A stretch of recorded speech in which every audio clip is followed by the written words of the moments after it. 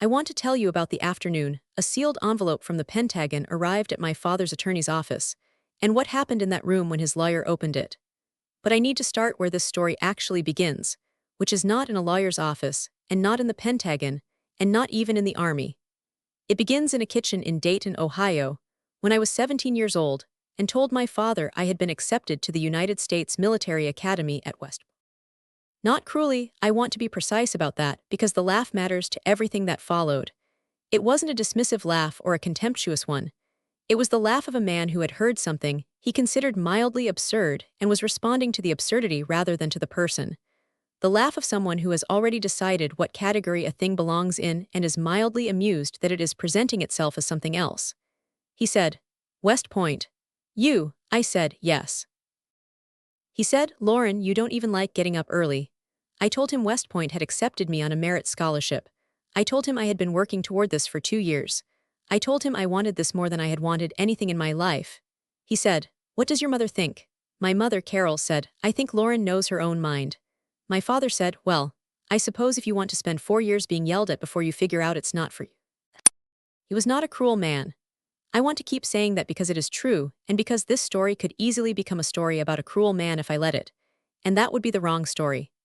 My father, David Haskell, was a real estate developer in Dayton, Ohio, who had built a genuinely successful business over 30 years through a combination of intelligence, stubbornness, and the particular confidence of someone who had never been seriously wrong about anything he considered. He loved me, he provided for me, he showed up at things that required showing up. He was simply, completely, and with total conviction, wrong about what my life was going to amount to. He was wrong for 20 years. I want to walk through those 20 years because the details matter. I graduated West Point in the top 15% of my class. My father came to graduation.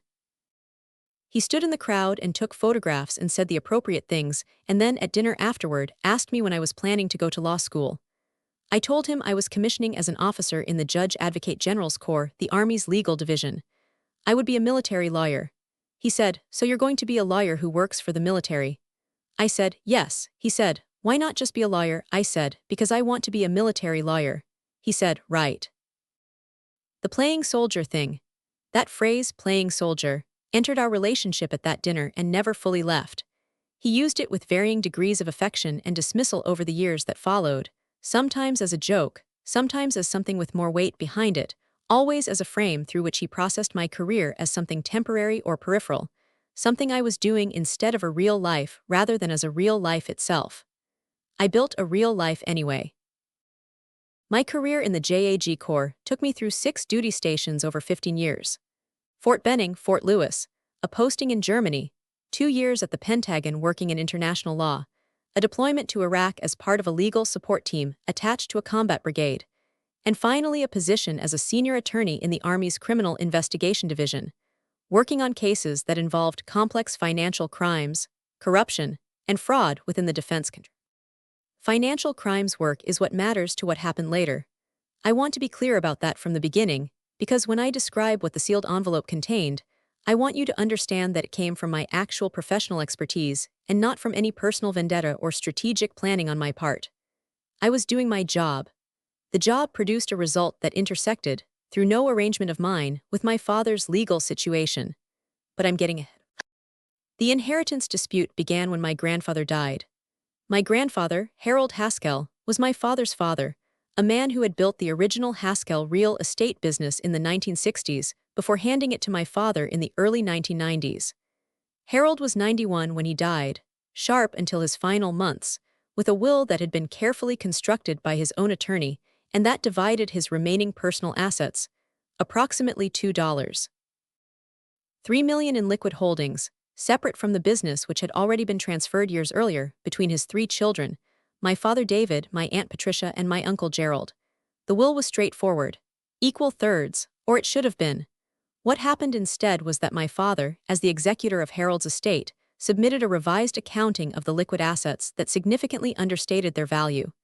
Patricia and Gerald received their shares based on this accounting. Actual assets, it turned out, were substantially larger than what the accounting showed. I did not discover this through any investigation of my father. I discovered it because Patricia called me. Patricia was my father's younger sister, a quiet, careful woman who had spent most of her adult life in academic administration, and who had, in the years since Harold's death, developed a growing unease about the settlement she had received. She had consulted with her own financial advisor. Her advisor had asked questions she couldn't answer. She had started pulling records. She called me on a Saturday in March, not because she thought I could help her in any official capacity, but because I was her niece, and she trusted me, and she needed to talk to someone who understood what she was looking at. She described what she had found. The discrepancy between the estate accounting and the actual holdings she had been able to trace through her own research. The timeline that suggested certain assets had been moved before the accounting was completed. The specific financial instruments involved. I listened to everything she said. Then I said, "Patricia, I need you to understand that I can't advise you privately on something that might become a matter for my office. But I can tell you that what you're describing, if accurate, is not a civil matter. It's a potential criminal matter." She said, "Criminal?" I said, "Fraud. Estate fraud. Potentially wire fraud if any of the transactions cross state lines." She was quiet for a moment. Then she said, "David is your father." I said, "I know. I want to describe what happened after that phone call because it is the part of this story that I find most difficult to tell honestly and that I think matters most. I did not report my father to my office. Not immediately. I spent 3 weeks thinking about what Patricia had told me, reviewing in my own mind the legal and ethical framework that applied, consulting with the Army's Legal Ethics Office under hypothetical framing to understand my obligations, and sitting with a question that had no comfortable answer. The question was, what do I owe my father, not legally? I understood the legal obligations clearly. What I kept returning to was the human question, the 20 years of a relationship that was imperfect and painful in specific ways, but that was also real, that contained genuine love alongside the genuine damage. That was the only relationship with a father I was ever going to have. I thought about the kitchen table at 17, about the laugh, about playing soldier. About 20 years of dinners at which my father asked when I was planning to do something real, and I answered with patience I had not always felt. I thought about what he had done with his father's estate. I thought about Patricia, who had trusted me enough to call. I called my father directly before I did anything else. It was a Sunday evening. He answered on the third ring, casual and warm in the way he always was when we talked, the particular ease of a man who had never fully registered that our relationship had a complicated substructure, who experienced our conversations as good conversations without fully accessing what was underneath them. I told him I needed to talk about grandfather's estate. His tone shifted. Not dramatically. Careful, calibrating shift that I recognized as the shift of someone who knows a conversation has the potential to go somewhere they don't want to go. He said, "What about it?" I told him I had spoken with Patricia. I told him she had found discrepancies. I told him I needed him to tell me directly and honestly whether the accounting he had submitted as executor accurately reflected the estate's assets. There was a long silence. He said, "Lauren, this is a family matter. But I need you to answer the question." He said, "Estate accounting is complicated. Harold had assets in multiple vehicles. Some things were difficult to value at the time." I said, "Dad, I need a straight answer." He said, "I handled the estate appropriately given the information I had available." I said, "That's not a straight answer." He said, "I'm not going to be interrogated by my own daughter." I said, "I'm going to give you 2 weeks to have your attorney contact Patricia's attorney and discuss a voluntary resolution. If that doesn't happen, I won't have a choice about what comes next." He said, "What does that mean?" I said, "It means I know what I'm looking at and I have professional obligations I can't set aside because it's my father." He was quiet. He said, "You're serious." I said, "I've never been more serious about anything." He said, "I need to think." I said, 2 weeks. He did not call me back within 2 weeks. His attorney called Patricia's attorney and made an offer that Patricia's advisor described as insultingly low given the discrepancy they had identified. The offer was declined. Patricia's attorney filed a civil complaint in probate court. My father's attorney filed a response that characterized Patricia's claims as without merit and suggested that her financial advisor had misunderstood the complexity of the estate instruments. I read the filing. Then I went to my commanding officer. My CO at the time was Colonel Sarah Meade, a woman I had worked alongside for 3 years and whose judgment I trusted completely. I sat across from her desk and I disclosed the full situation, my relationship to the defendant, my prior knowledge of the matter, the 2-week window I had given and its outcome, and my professional assessment of what Patricia had found. Colonel Meade listened to everything without interrupting. When I finished, she said, "How solid is the evidence your aunt identified?" I said, "Solid enough that if it came through official channels I would open a case." She said, "Does this involve defense contractors or federal funds?" I said, "One of the asset vehicles is a limited partnership that received revenue from a federal contract 3 years ago. The partnership was liquidated before the estate accounting. The proceeds appear to have been redirected." Colonel Meade said, "Then it's not just estate fraud." I said, "No, ma'am." She said, "I'm going to have to refer this to the Financial Crimes Division for independent review. You understand you'll be recused?" I said, "Yes, ma'am." She said, "Lauren, are you all right?" I said, "I will be." She said, "This is the right thing to do. I want you to know I understand what it costs." I said, "I know, ma'am, thank you." The independent review was conducted by a team I had no involvement with, supervised by a different colonel, proceeding entirely outside my awareness, except for what I could observe from the fact that certain things were happening and certain timelines were moving. It took 4 months. During those 4 months, my father and I did not speak. Not because he knew about the referral, he didn't, not initially, but because our last conversation had ended in a way that neither of us had found a way to resume. He had said he needed to think. He had apparently thought and decided that the thinking did not require calling his daughter back. My mother called me twice during that period. She did not ask about the legal situation directly. She asked if I was okay, and I told her I was, and she accepted that, and talked about other things, and the calls were warm and sad in the particular way of conversations that are carefully navigating around something neither person is ready to name. The moment the sealed envelope arrived at my father's attorney's office, I was not present and had not arranged it. I learned about it afterward, from Patricia, who had been in the building for a scheduled meeting with her own attorney when the delivery arrived. She called me that evening and described what she had seen. A courier from the Pentagon. A sealed envelope with the official seal of the Army Criminal Investigation Division. Addressed to Robert Chambers, my father's attorney, in connection with the pending probate matter. Patricia said the look on Chambers' face when he understood what he was holding was something she would not forget. She said he excused himself from the meeting, closed the door to his office, and was in there for 45 minutes. She said when he came out he asked to reschedule. What the envelope contained was, in legal terms, a notification that the Army's Financial Crimes Division had opened an independent investigation into certain financial transactions connected to the estate of Harold Haskell, that these transactions potentially involved federal funds through a defense contracting vehicle, and that the probate court proceeding might be subject to coordination with the federal investigation. It was not a dramatic document in terms of its language. Legal documents rarely are, but its implications were substantial. It meant that what my father's attorney had been characterizing as a civil dispute about estate accounting complexity had potentially become a federal matter, with a separate investigative apparatus that neither my father nor his attorney had anticipated.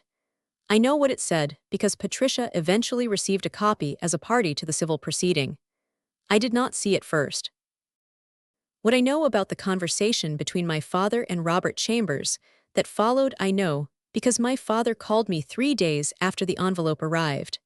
He had never sounded the way he sounded on that call. Not in 37 years of being his daughter. He had always been the voice of settled certainty, the man who knew what things were and how they worked and what the right answer was, who spoke from a position of confidence so complete that it read as a natural feature of the air around him rather than a stance he was choosing. On that call, he sounded like someone who had been standing on ground he believed was solid and had discovered it wasn't. He said, "I need to understand what's happening." I said, "I can't discuss an active Said, "Lauren, I'm your father." I said, "I know who you are, Dad. I also know what I'm not able to say to you right now. You need to be talking to Chambers." He said, "Chambers says there's a federal investigation." I said, "Then you should listen to Chambers." He said, "Did you?" He stopped. I waited. He said, "Did you do this?" I thought about how to answer that honestly. I said, "I disclosed what I knew to my commanding officer. What happened after that was out of my hands." He said, "You reported your own father." I said, "I disclosed what I knew. There's a distinction." He said, "There's not much of one from where I'm standing." I said, "Dad, I gave you 2 weeks." I told you what I needed you to do. You didn't do it. He said, I didn't think you were serious. I said, I know. That was the end of that part of the conversation. We stayed on the phone for a while longer, in a silence that was different from the silences we had always had, more honest in a way because it wasn't pretending to be something comfortable.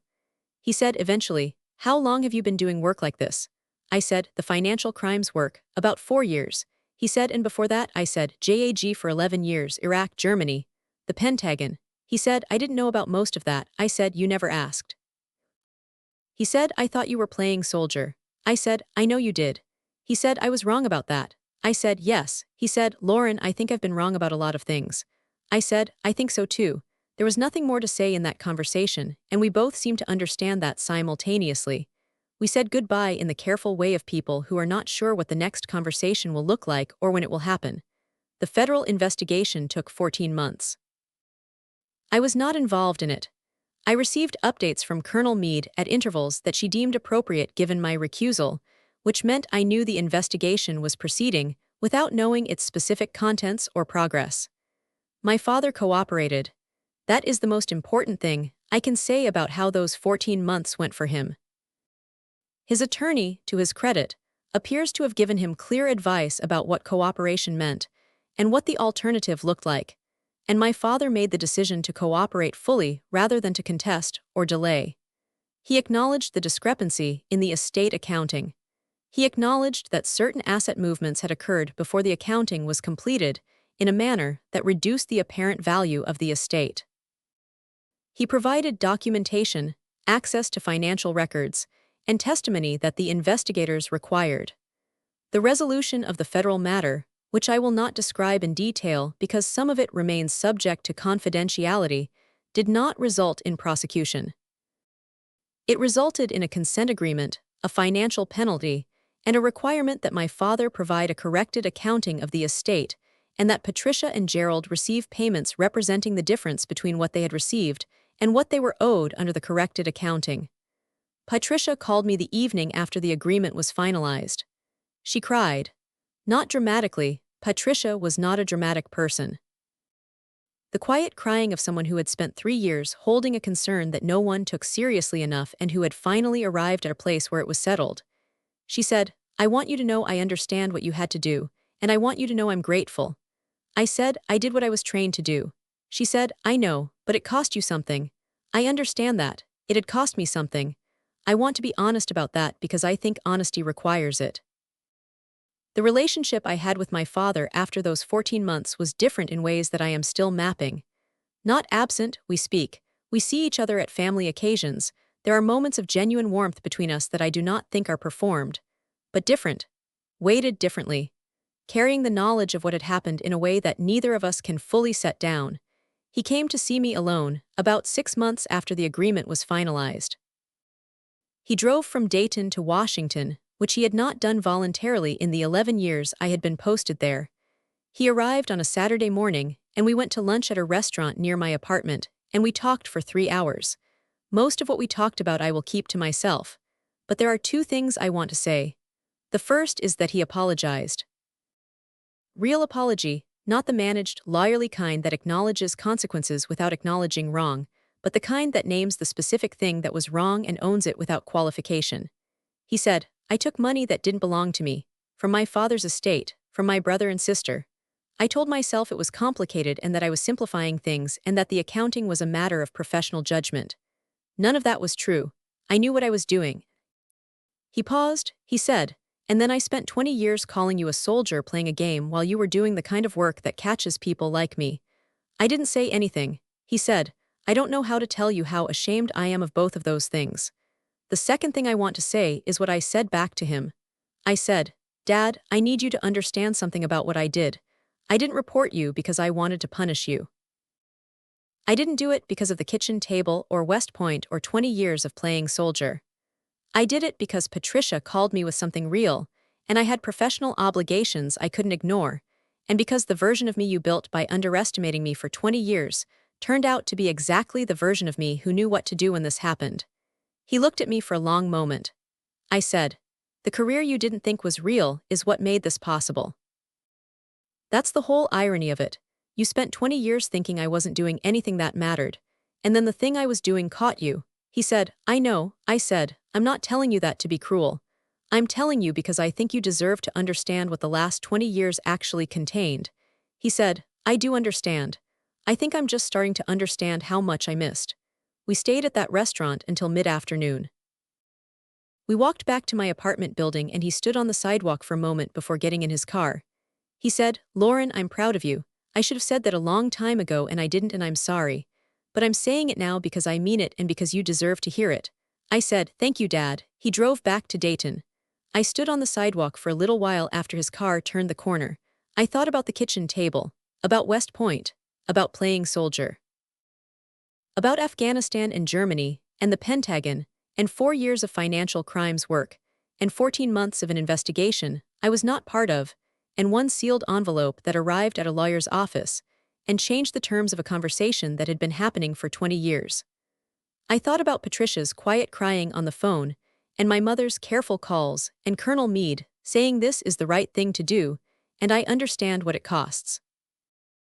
I thought about my father standing on that sidewalk, 63 years old, saying I'm proud of you in the particular tone of a man who had needed to find his way to something he should have been saying for 20 years. None of it canceled any of it out. The 20 years didn't disappear because of the lunch. The lunch didn't disappear because of the 20 years. Both things were real. Both things were mine. I am 37 years old. I am a lieutenant colonel in the United States Army JAG Corps. I work on cases involving financial fraud, corruption, and the intersection of military and civilian law that most people don't know exists until it intersects with their own life. I have a father who spent 20 years calling my career a game and who is now, slowly and imperfectly, learning what the game actually was. I have an aunt who trusted me enough to make a phone call on a Saturday in March, and who received what she was owed, because that phone call set something in motion that neither of us fully controlled once it began. I have a sealed envelope in my memory, one I didn't send, one I didn't arrange, one that arrived at a lawyer's office as the natural consequence of work I had been doing for years, that said, in the precise language of a federal investigation, everything that 20 years of family dinners never quite managed to communicate. The career my father called playing soldier was real. It was always real. The envelope just made that official. There are parts of this story I have been deliberate about not including in the main telling, and I want to address some of them now because I think they belong to the full picture, not as additions that change what happened, but as context that makes the full shape of it visible. The first is about Iraq.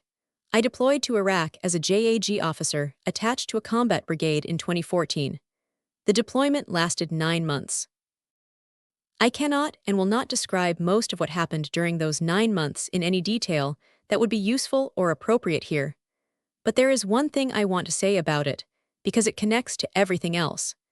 During those 9 months, I was the senior legal officer for a brigade of approximately 3,000 soldiers. My job was to advise commanders on the laws of armed conflict, to investigate allegations of misconduct, to handle the legal dimensions of detainee operations, and to be available at any hour of the day or night when a commander needed legal guidance before making a decision that could have consequences they would live with for the rest of their lives. I was good at it. Not in a way I could have predicted before I went. The work was harder than any training had prepared me for, more consequential than anything I had previously done, requiring a quality of judgment under pressure that I understood, on the days when I got it right, was the thing West Point and 11 years of JAG practice had been building toward. I called my father twice from Iraq. The calls were brief and conducted in the carefully limited way of overseas calls on military lines during active operations. I told him. He told me to be careful.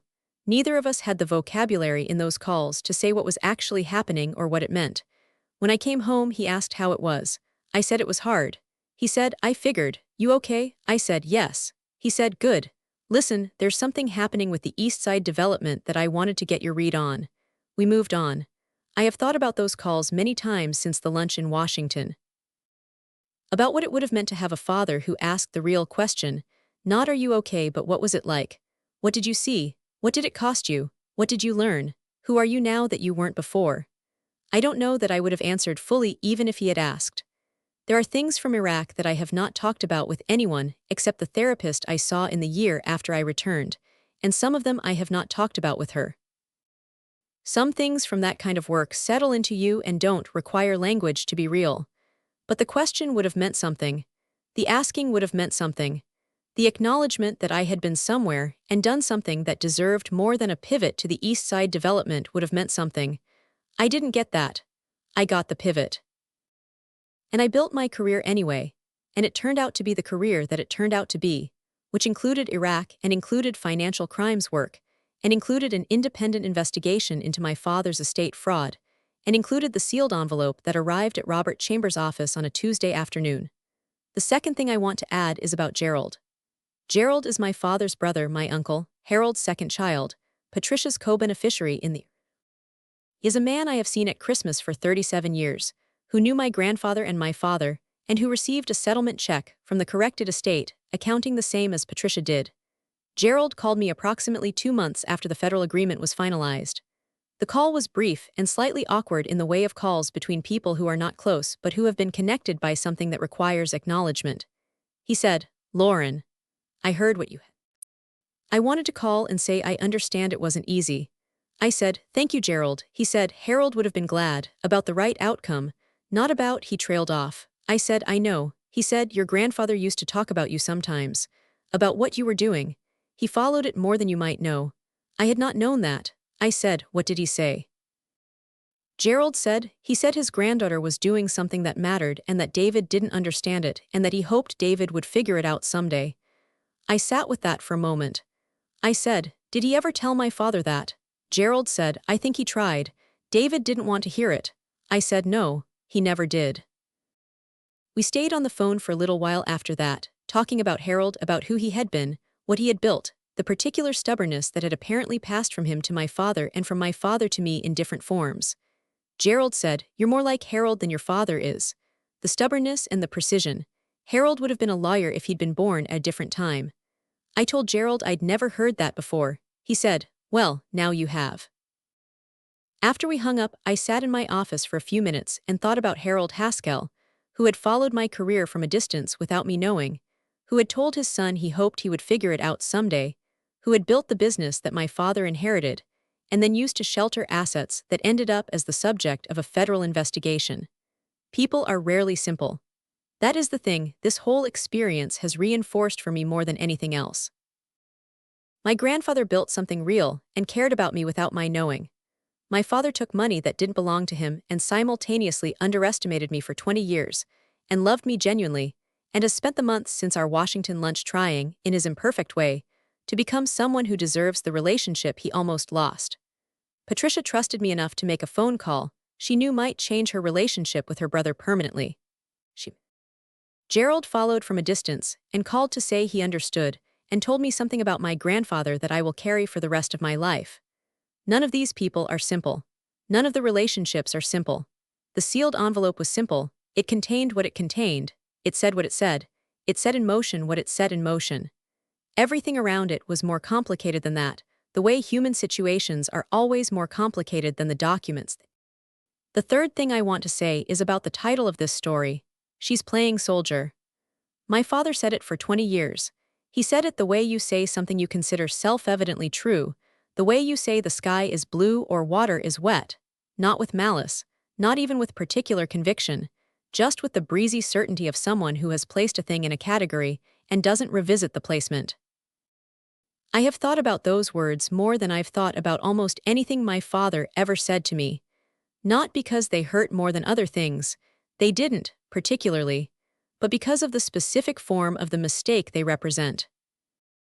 He looked at the surface of what I was doing, a young woman in a uniform, in a bureaucratic system he didn't understand, doing work that didn't map onto any framework he used to evaluate professional success, and he concluded that the surface was the whole thing, that there wasn't anything underneath it worth examining, that the uniform and the system and the work were a game being played rather than a life being built.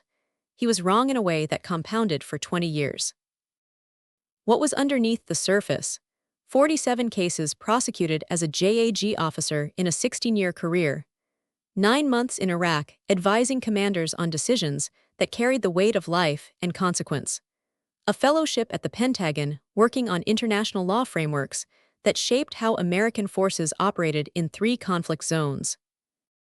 4 years of financial crimes work that resulted in 42 investigations, 19 of which proceeded to prosecution or consent agreement, with a combined recovery of federal funds exceeding $60 million. The 43rd case, if it had become a formal case, which it didn't, because my father cooperated, would have been my own father's estate fraud.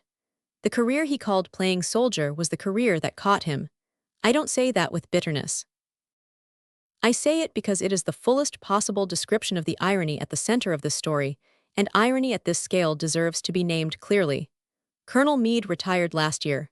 At her retirement ceremony, she said something in her address that I have thought about many times since. She said, "The measure of a career in military law is not the cases you win. It is the cases you take when taking them costs you something. Those are the cases that tell you who you actually are." She was not talking about me. She was speaking generally, the way people speak at retirement ceremonies about the principles that shaped their service. But I heard it in relation to what I had done, and I understood it in that context, and I agreed with it. The case that cost me something was not a case in the formal sense. It was a phone call to my commanding officer and a disclosure that set in motion something I didn't control and couldn't recall. It cost me 4 months of not speaking to my father and 14 months of an investigation I wasn't part of, and a relationship with him that will never be exactly what it might have been if none of this had happened. I would do it again, not because it was easy or because I knew how it would end. Because Patricia called me on a Saturday in March and trusted me with something real, and because Colonel Meade was right that the cases that cost you something are the ones that tell you who you actually are. I know who I am. I have known, with increasing clarity, for 37 years. I am an officer in the United States Army. I am a military lawyer. I have been to war and come back and gone to work on Monday morning and built a career that my grandfather followed from a distance, and that my father called playing soldier, and that produced, in the natural course of doing what it was trained to do, a sealed envelope that arrived at a lawyer's office and said more clearly than I ever could have said it myself what the 20 years had actually contained. I am 37 years old. The playing is over. The record speaks for itself. It has been speaking for itself for 20 years. It just took my father this long to learn how to read it. There is one more thing. A month after my father's lunch in Washington, my mother called me on a Sunday evening the way she always did. The call started in its usual way: how was I, how was work, what was I doing for Thanksgiving? And then, about 20 minutes in, she said something she had apparently been working toward the entire time. She said, "Lauren, I want to tell you something about your father that I've never told you." I said, "Okay," she said. "When you were accepted to West Point and your father said what he said at the kitchen table, I want you to know I saw his face when you left the room, after you walked out. He watched you go and then he sat there for a long time." I said, "What was he thinking?" She said, "I think he was proud of you. I think he was scared of you a little. I think he didn't know what to do with a daughter who was going to do something he couldn't follow, and the laugh was the only thing he could find in the moment." I said, "Why didn't he say that?" She said, "Because he was your father. Because saying it would have meant admitting he didn't know the territory. And your father has never been comfortable admitting he doesn't know the territory." I sat with that. She said, "I'm not making excuses for him. 20 years of playing soldier is 20 years of playing soldier, and you deserved better than that. I wanted you to know that the pride was there from the beginning. It just got buried under everything he didn't know how to say." I said, "Mom." She said, "What?" I said, "Why are you telling me this now?" She was quiet for a moment. She said, "Because your father came home from Washington and cried. I haven't seen him cry since his own father's funeral. And I thought you should know what it looked like when he finally understood what he'd been looking at wrong." I didn't say anything for a moment. Then I said, "Thank you for telling me." She said, "He's trying. It's late and it's imperfect and he should have been trying for 20 years. But he's trying." I said, "I know."